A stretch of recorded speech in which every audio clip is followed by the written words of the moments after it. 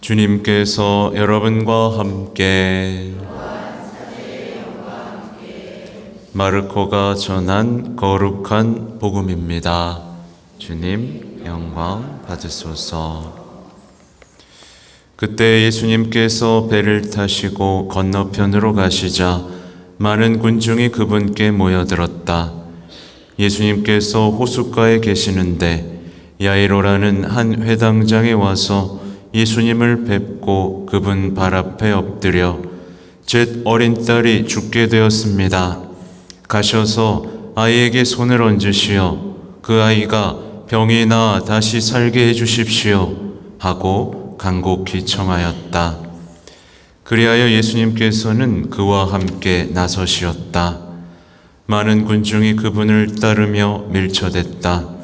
그 가운데 12해 동안이나 하여라는 여자가 있었다. 그 여자는 숱한 고생을 하며 많은 의사의 손에 가진 것을 모두 쏟아부었지만 아무 효험도 없이 상태만 더 나빠졌다. 그가 예수님의 소문을 듣고 군중에 섞여 예수님 뒤로 가서 그분의 옷에 손을 대었다. 내가 저분의 옷에 손을 대기만 하여도 구원을 받겠지 하고 생각하였던 것이다.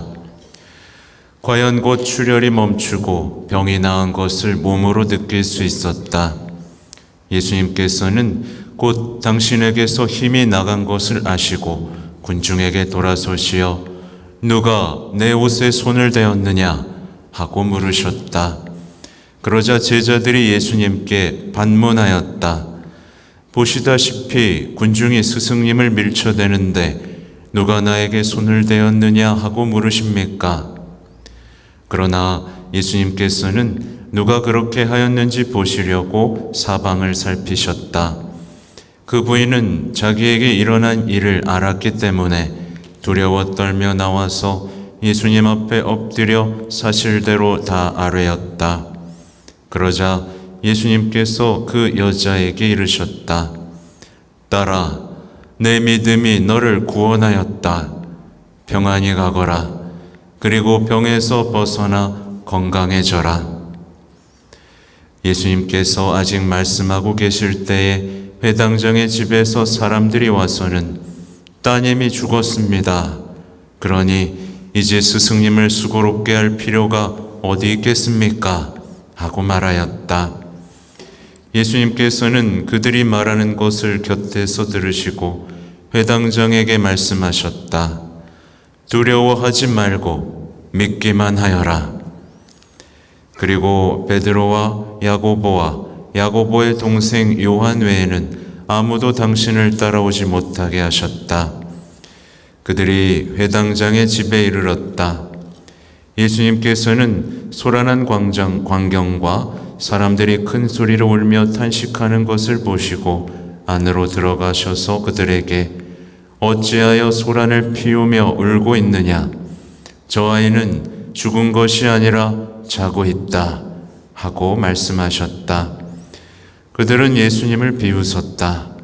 예수님께서는 그들을 다 내쫓으신 다음 아이 아버지와 어머니와 당신의 일행만 데리고 아이가 있는 곳으로 들어가셨다.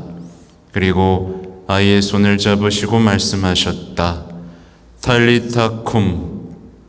이는 번역하면 소녀야, 내가 너에게 말한다.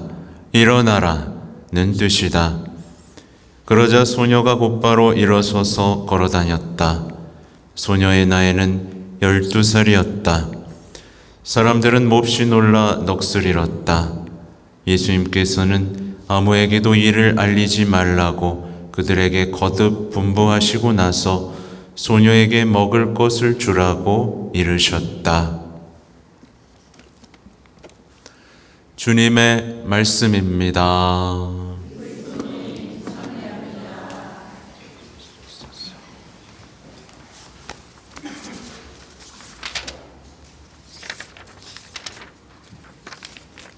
참 예수님.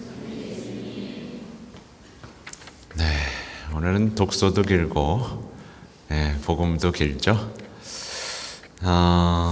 오늘 압살롬이 죽습니다. 다윗은 슬피 울죠. 압살롬아, 압살롬아. 이놈아, 이놈아 그러는 것 같아요. 뭐가 그죠? 압살롬의 죽는 장면을 상상해 보시면 굉장히 끔찍한 장면이 떠오릅니다. 그러니까 머리채가 나무에 걸려 이렇게 대롱대롱 매달린 채 심장이 뚫려서 죽는 거죠. 아무튼 압살롬은 이렇게 머리가 걸립니다. 네, 그리고 하늘과 땅 사이에 매달립니다. 이제 그에게 남은 것은 심판뿐이죠. 뭔가 어떤 영적인 부분을 건드리고 있죠. 하늘과 땅 사이에 매달려 심판을 기다리고 있습니다. 그의 죽음이 예시하는 게 있어요. 누구게요? 바로 이제 유다입니다. 밧줄로 목을 매어 죽은, 그 비참하게 죽은, 예수님께 맞서다가 비참하게 죽은 유다의 죽음을 예시하고 있습니다. 압살롬은 자기가 이길 거라고 생각했죠. 자기가 승리할 거라고 생각했습니다. 유다도 그랬죠. 자기가 똑똑하고 자기가 계획한 대로 해서 예수님이 자기한테 고마워할 거라고 어떤 그런 계획들을 가졌겠죠. 압살롬은 모든 것이 자신의 계획대로 되어간다라고 생각했습니다. 자신의 생각이 옳고 자기가 바르고 모든 것이 질서 속에 있다고 여겼죠. 근데 그의 삶을 돌아보면 어떻죠? 그는 계명을 어겼습니다. 그렇죠? 탐욕과 음욕으로 몸을 더럽혔죠. 아마 이제 궁금하신 분들은 읽어봤을 거예요. 이제 어떻게 압살롬이 이제 암논을 죽이고 이렇게 어떤 몇 년을 걸쳐서 준비를 합니다.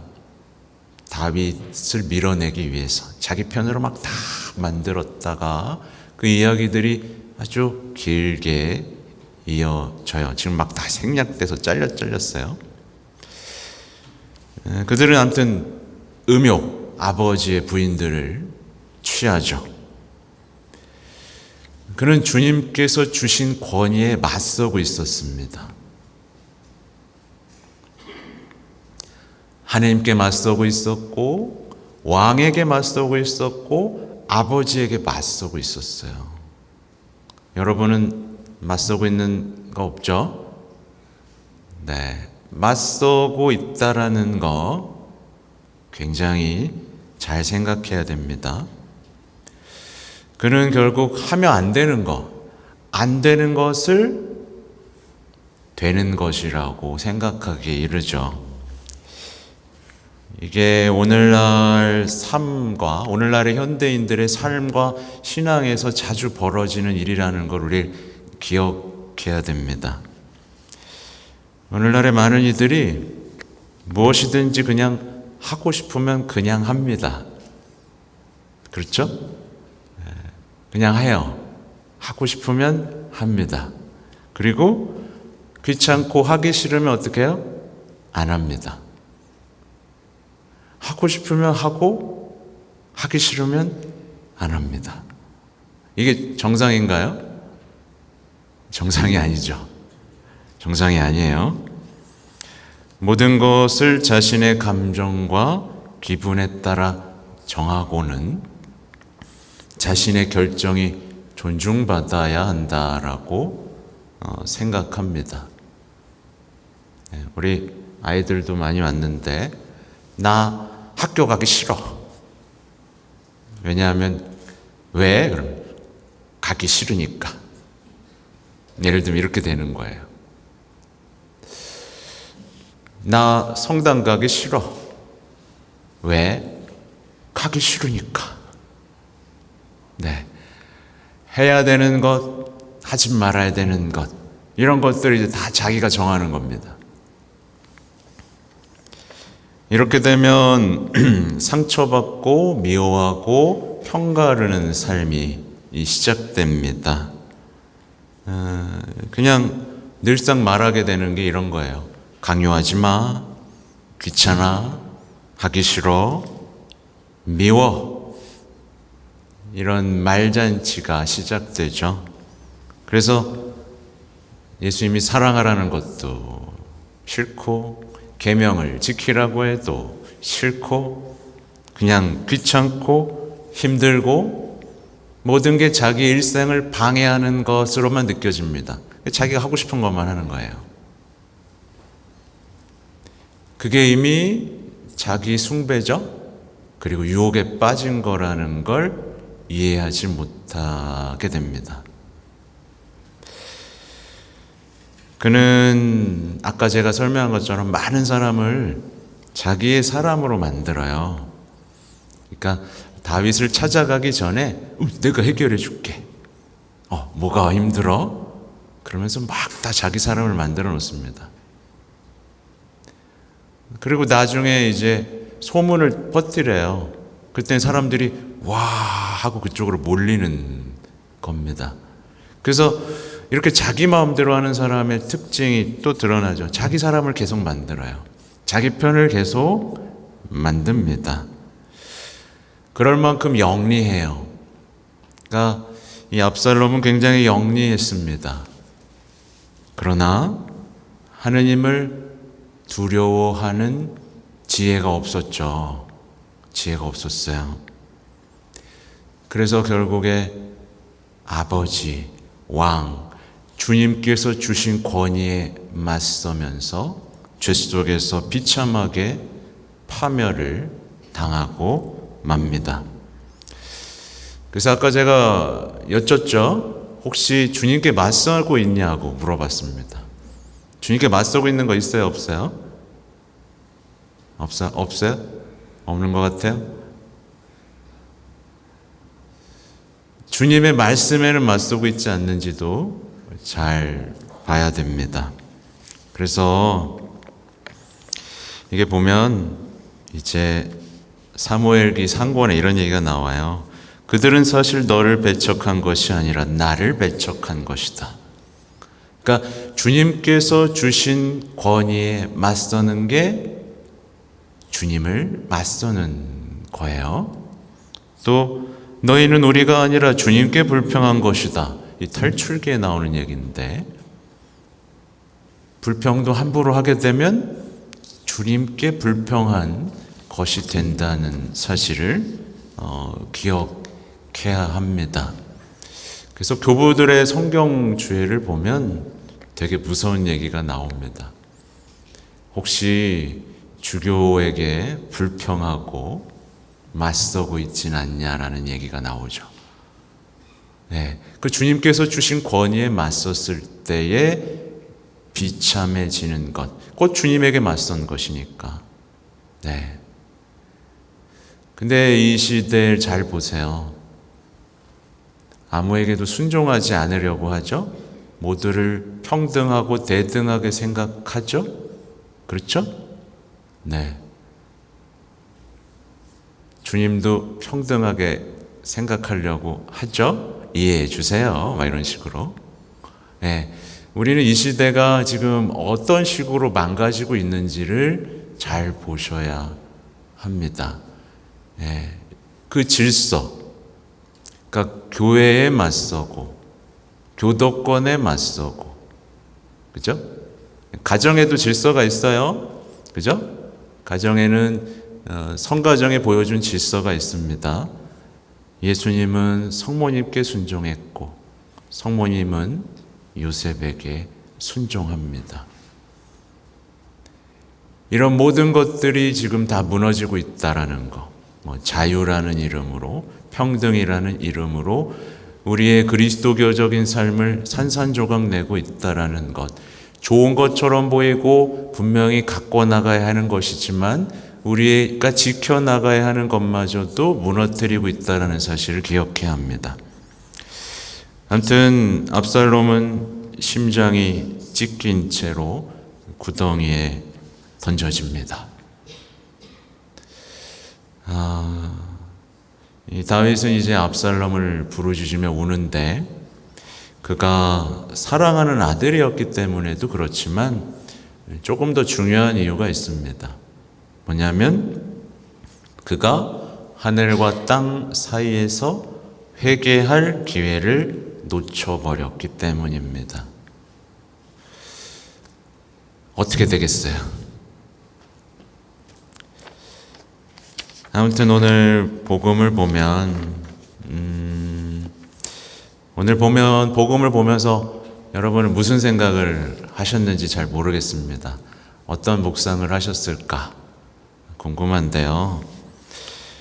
이제 오늘 복음을 보면서 내가 묵상하는 방법을 조금 돌아볼 필요가 있는데 복음이 너무나 개인화, 자기중심화 되고 있다라는 것에 대해서 좀 말씀을 드리고 싶습니다. 오늘날 많은 그리스도인들이 이제 복음을 보면서 자신만 생각합니다. 그래서 예를 들면 이제 오늘 복음을 보면 무슨 생각을 하죠? 주님이 내 자식도 살려주실까?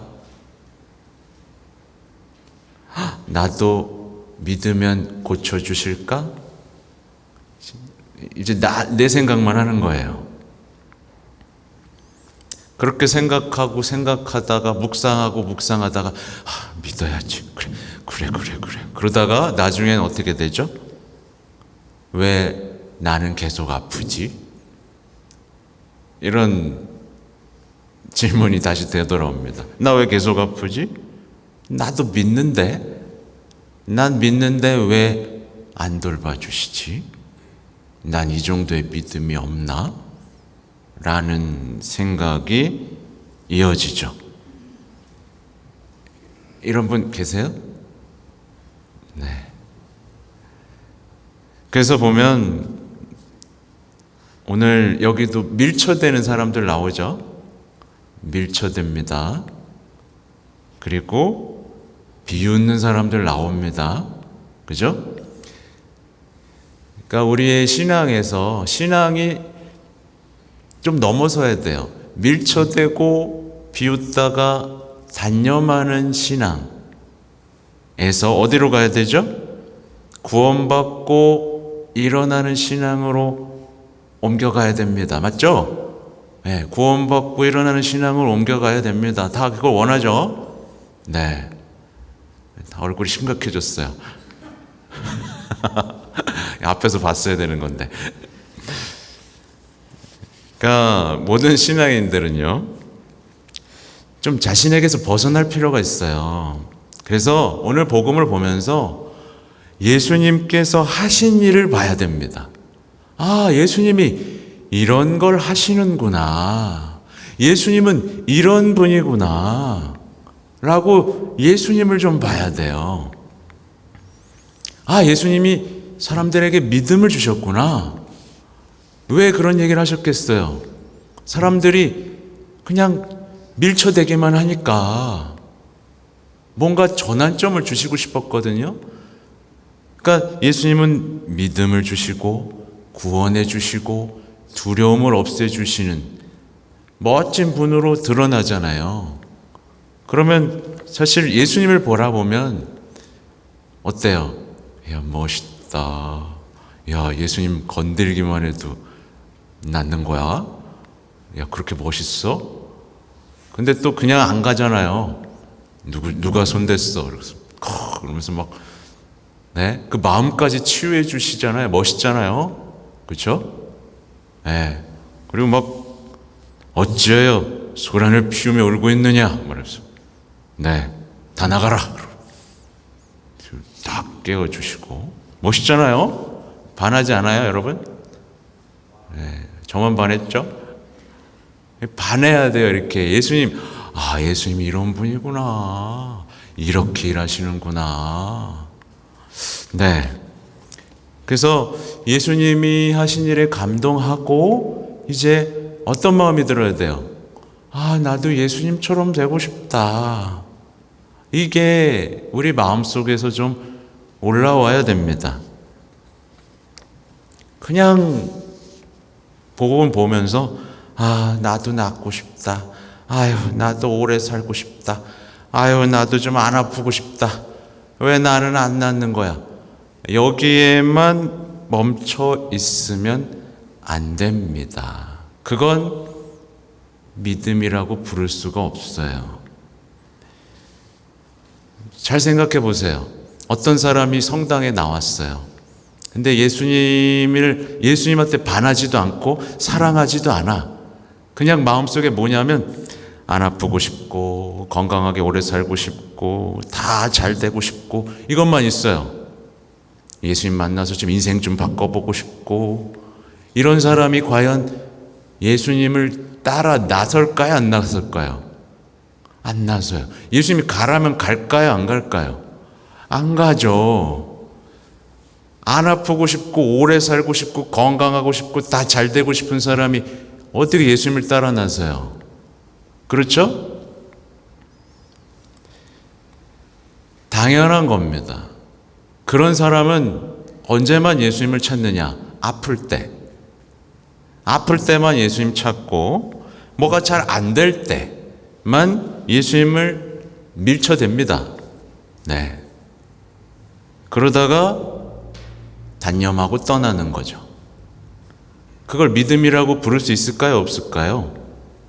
없죠. 그렇습니다. 그러니까 여러분, 복음이 쓰인 목적을 잘 보셔야 돼요. 그러니까 우리는 그동안 너무 복음을 자신을 위해서 묵상했어요. 네. 자신을 위해서만 묵상했어요. 그러니까 맨날 후회하고 반성하고 나아지지가 않죠. 복음은 예수님께서 어떤 분이시를 묘사합니다. 예수님이 어떤 일을 하셨는지를 보여주는 게 복음입니다. 그렇죠? 그래서 신앙은 예수님께서 하신 일을 놀라는 겁니다. 예수님이 하신 일에 놀라는 것이고, 예수님을 알아가는 것이고, 예수님을 사랑하는 것이고, 예수님을 따르는 겁니다. 그분이 무엇을 하셨는지를 보는 거예요. 그분이 뭘 하셨어요? 다 이루셨고, 세상을 구원하셨고, 우리를 영원한 생명으로 주셨고, 우리 죄를 없애셨고, 그죠? 그런 걸 봐야 되는 겁니다. 근데 많은 사람들이 기도를 하고 성경을 공부하고 뭘 하면서 자신이 원하는 것을 원하는 만큼 원하는 때에 얻는 훈련만 하는 거예요. 그건 신앙이 아닙니다. 정확히 말해서 그리스도교 신앙이 아니에요. 그건 딴 데 가서도 다 해도 됩니다. 어디 돌산 앞에 가서 이래도 됩니다. 제가 원하는 것은 이것입니다. 그죠? 어디 가나 할 수 있는 거예요. 그리스도교는 그게 아닙니다. 그죠? 잘 생각하셔야 됩니다.